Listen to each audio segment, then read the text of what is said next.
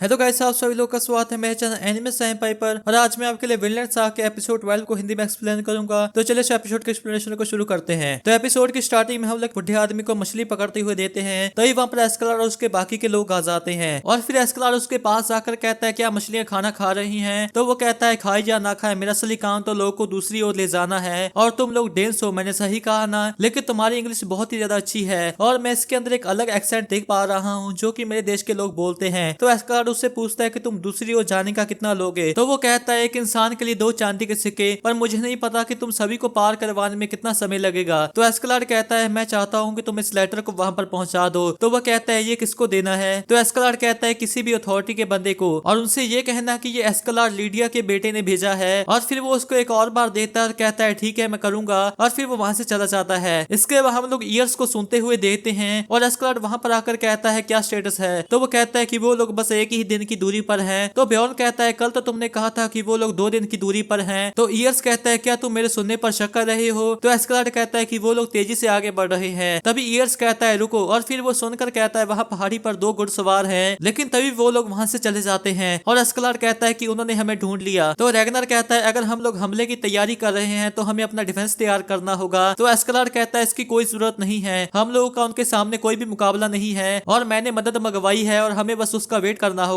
और मदद का नाम सुनकर ब्योर्न और रैगनर शौक से हो जाते हैं। इसके बाद हम उन सभी को चलते हुए देते हैं और टॉर्ग्रिम कहता है क्या कहा मदद? यहाँ से सबसे नजदीकी फ्रेंडली पोस्ट कौन सी है? तो आटली कहता है लेस्टर की। तो टॉर्ग्रिम कहता है वो तो पूरे 2 हफ्तों की दूरी पर है और बाकी के लोग भी चल चल कर थक चुके होते हैं। इसके बाद हम लोग सभी को आराम करते हुए देते हैं, लेकिन एस्कलार अभी भी जाग रहा होता है। तभी ब्योर्न उसके पास आकर कहता है कि सभी लोग घबराए हुए हैं, तुम्हें उन्हें सब चीजें समझानी होगी। तो एस्कलार कहता है कि उन्हें घबराने दो, इसी वजह से वो लोग तेज चलेंगे। तभी ब्योर्न नीचे बैठ जाता है और एस्कलार कहता है अभी तुम्हें क्या चाहिए? तो ब्योर्न कहता है तुम पिछले कई दिनों से अजीब सा बर्ताव कर रही हो और ये तब से हुआ है जब से तुमने उस प्रिंस का चेहरा देखा है। तो एस्कलार कहता है कि मैं पिछले 40 सालों से इन बुरे आदमियों के साथ हूँ और मैं किसी का भी सिर्फ एक बार चेहरा देखकर ये बता सकता हूँ कि वो इंसान कैसा है, ताकतवर है या कमजोर है, बेवकूफ है या फिर समझदार है। लेकिन जब मैंने प्रिंस का चेहरा देखा तो वो बिल्कुल भी मुझे एक राजा के चेहरे के जैसा नहीं लगा। तो ब्योर्न कहता है सही कहा, उसका चेहरा एक लड़की के जैसा है, लेकिन आखिर में वो एक बच्चा है। तो एस्कलार कहता है सही कहा, मुझे भी लगता है कि अभी वो इस चीज के लिए छोटा है। तो ब्योर्न कहता है इसका क्या मतलब हुआ? तभी एस्कलार सभी से कहता है कि उठो चलो हमें चलना होगा, नहीं तो थॉर्किल आ जाएगा। इसके बाद वो लोग कई दिनों तक चलते रहते हैं जिसके कारण वो सभी लोग पूरी तरह से थक चुके होते हैं। तभी एर्स कहता है एस्कलार वो हमारे बहुत ही ज्यादा नजदीक आ चुके हैं। तो एस्कलार कहता है मुझे पता है। तभी ब्योर्न कहता है कि वो लोग हमें पकड़ लेंगे। तो एस्कलार कहता है मैंने कहा ना कि मुझे पता है, हम लोग बस मीटिंग पॉइंट पर पहुंचने ही वाले हैं। कुछ समय के बाद वो कहता है कि वो रहा, और हम वहां पर 2 लोगों को देखते हैं और उन्हें देखकर सभी लोग शौक से हो जाते हैं क्योंकि वो सिर्फ 2 लोग ही होते हैं। तभी एस्कलार उनके पास आता है और फिर वो उनके सामने झुककर कहता है कि मुझे यकीन नहीं होता कि कमांडर खुद आए हैं। तो वो कहता है कि बहुत समय के बाद मिले एस्कलार, और फिर उसका साथी एक सीटी मारता है और तभी वहां पर 3 बड़ी बड़ी शिप्स आ जाती हैं। इसके बाद हम लोग थॉर्किल को देखते हैं और वो कहता है क्या कहा? कुछ शिप्स आकर उन लोगों को ले गई और तुम्हें पता भी नहीं कि वो किसकी शिप्स थी। तो वो कहता है कि वहां पर बहुत ही घना कोहरा था, लेकिन वो नॉर्डिक शिप्स नहीं थी क्योंकि उनके सामने कोई भी ड्रैगन का सर नहीं था।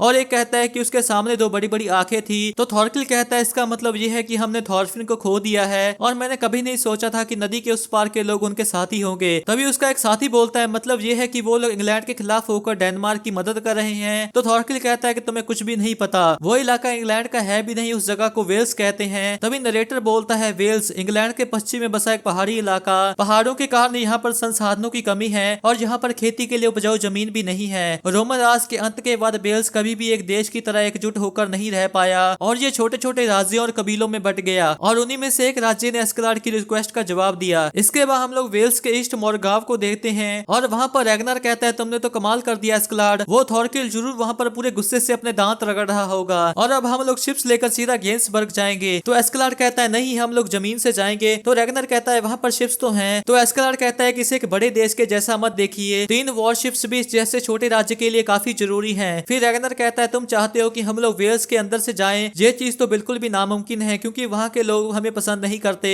और मैं राजकुमार को इतनी खतरनाक जगह से नहीं लेकर जाऊंगा। तो एस्कलार कहता है अगर हम लोग इंग्लैंड से जाएंगे तो वहाँ पर थॉर्किल हमारा पीछा करेगा, कम से कम इस इलाके में हमारे दोस्त तो हैं, लेकिन अगर फिर भी आपको चिंता हो रही है तो। और फिर वो थॉर्फिन को आवाज मारता है और फिर थॉर्फिन वहाँ पर आ जाता है और एस्कलार कहता है कि ये राजकुमार की रक्षा करेगा, ये दिखने में छोटा है लेकिन ये बहुत ही ज्यादा ताकतवर है और ये राजकुमार की उम्र का है, इसलिए ये दोनों अच्छे दोस्त बन जाएंगे। तो थॉर्फिन कहता है कि मुझे मत बताओ कि मुझे क्या करना है। तो एस्कलार एस्कलार्ड कहता है राजकुमार को अपना इंट्रोडक्शन दो, तो थॉरफिन उसके पास जाकर उसको घूरने लग जाता है, जिसके कारण कनूट डरकर रायनर के पीछे छिप जाता है। और ये देखकर एस्कलार्ड कहता है तुम्हें ऐसे घूरने को किसने कहा? तो थॉरफिन कहता है मुझे लगता है कि तुम मेरे इस काम की अच्छी कीमत दोगे। तो एस्कलार्ड कहता है ठीक है, मैं गेंसबर्ग जाकर तुम्हें एक ड्यूल दूंगा। तभी वहां पर वो इंसान आ जाता है और वो एस्कलार्ड से पूछता है क्या तुम लोग तैयार हो? तो एस्कलार्ड कहता है जी हाँ, और वो सभी लोगों से कहता है कि ये मोरगांव की मिलिट्री के कैप्टन ग्राटियानस हैं, और वो ग्राटियानस से कहता है कि ये है प्रिंस कनूट। तो ग्राटियानस कहता है कि इसकी आंखों में तो बिल्कुल भी ताकत नहीं दिखती, और क्या ये बच्चा सच में इंग्लैंड के राज को संभाल भी पाएगा? तो रैगनर कहता है कि तुम्हारी हिम्मत कैसे हुई राजकुमार से ऐसे बात करने की? तो ग्राटियानस कहता है कि हम लोग सिर्फ एक ही वजह से डेनिस प्रिंस की मदद कर रहे हैं, ताकि हम लोग शांति से रह पाएं। और कसम खाओ प्रिंस के जब तुम इंग्लैंड के प्रिंस बन जाओगे तो तुम वेल्स के मामलों में टांग नहीं अड़ाओगे। तभी कनूट रैगनार के कान में कुछ बोलता है। फिर रैगनार कहता है राजकुमार ने कहा अगर तुम लोग हमें 3 शिप्स दोगे तो।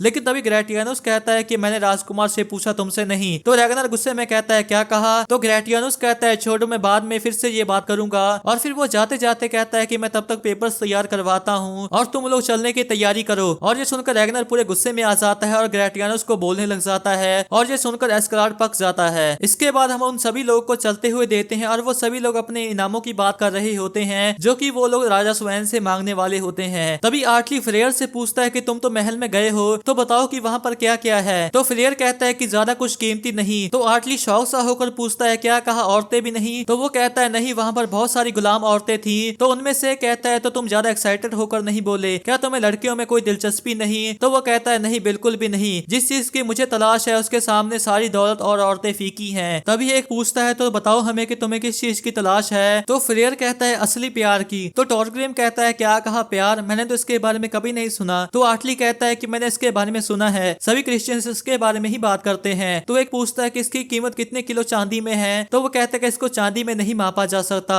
असली प्यार ही चांदी को कीमती बनाता है। सोना, चांदी और खूबसूरत औरतें सभी असली प्यार के बिना बेकार हैं। तो टॉरग्रिम कहता है कि मुझे तो कुछ भी समझ में नहीं आया, चांदी कीमती होती है क्योंकि वो चांदी होती है। इसके बाद हम लोग ग्रेटियानुस और एस्कलार्ड को देते हैं और ग्रेटियानुस कहता है कि हम लोग ब्रेचियन के राज्य में पहुंच चुके हैं, लेकिन चिंता मत करो, मैंने उनसे बात कर ली थी। तो एस्कलार्ड कहता है तुम्हारा बहुत बहुत शुक्रिया। तो ग्रेटियानुस कहता है कि ये हम लोग इसीलिए कर रहे हैं क्योंकि इसमें हमारा भी फायदा है। वेल्स बहुत समय से इंग्लैंड के हमलों का शिकार होता आया है, लेकिन अगर तुम डेन्स इसे रोक देते हो तो इसमें हमारा ही फायदा होगा। तो एस्कलार्ड कहता है जी हाँ, मुझे यकीन है कि हमारा राजकुमार इसका वादा जरूर करेगा। तो ग्रेटियानुस कनूट की ओर देखकर कहता है क्या ये तुम्हारा किंग है एस्कलार्ड? तो एस्कलार्ड कहता है कि अभी उसको और बड़ा होना है और मुझे लगता है कि हमें इसी तरीके के इंसान की जरूरत है। तो वो कहता है कि हम लोग पुराने ब्रिटेनिया के वंशज हैं और हम लोग एक डेनिश राजा के हुक्म नहीं मानेंगे। तो एस्कलार्ड उससे पूछता है कि क्या आप भी उस कहानी पर यकीन करते हो जिसमें कहा गया है किंग आरोटोरियस एवलॉन के पश्चिम से आएगा और ब्रिटेनिया की शान को फिर से खड़ा करेगा। तभी ईयर्स एस्कलार्ड के पास आकर कुछ कहता है और वही चीज बियॉन एस्कलार्ड से कहता है और तभी उनके सामने 2 लोग आ जाते हैं और ग्रेटियानुस कहता है कि ये लोग ब्रेचियन के दूत हैं। तभी एस्कलार्ड उसके पास आकर कहता है कि रुको 1 मिनट, और तभी वो कहता है लगता है कि उन्हें पता चल गया है। और इधर ग्रेटियानुस कहता है कि तुम्हें ये कैसे पता? तो एस्कलार्ड कहता है कि मेरे पास एक आदमी है जिसके कान बहुत ज्यादा तेज हैं। और तभी वो कहता है लेकिन अभी तो बहुत देर हो चुकी है। और फिर थॉरफिन भी चौकन्ना सा हो जाता है और हम देखते हैं कि उनको चारों तरफ से तीरंदाजों ने घेर लिया होता है और वो सभी लोग तीर चला देते हैं। इसके बाद हम लोग थॉरकिल को उनका पीछा करते हुए देते हैं और इधर हम लोग स्वैन को देते हैं। इसके बाद हम लोग लीफ को देते हैं जो कि हेल्गा के किए हुए वादे के कारण अभी तक थॉरफिन को ढूंढ रहा होता है और इधर वो तीर एस्कलार्ड के घोड़े पर लगते हैं जिससे एस्कलार्ड नीचे उतर जाता है और फिर थॉरफिन भी लड़ाई के लिए तैयार हो जाता है और इसी के साथ ये एपिसोड एंड हो जाता है। तो गाइस मैं होप करता हूँ कि आपको एक्सप्लेनेशन अच्छी लगी होगी। अगर आपकी एक्सप्लेनेशन अच्छी लगी तो इस वीडियो को एक लाइक कर दे और नीचे कमेंट भी जरूर कर दे। नेक्स्ट एपिसोड की वीडियो कल आ जाएगी, अगर आप उसे मिस नहीं करना चाहते तो इस चैनल को जरूर सब्सक्राइब कर ले। तो मिलते हैं एक और एक्सप्लेनेशन वीडियो के साथ, तब तक के लिए टाटा बाय बाय।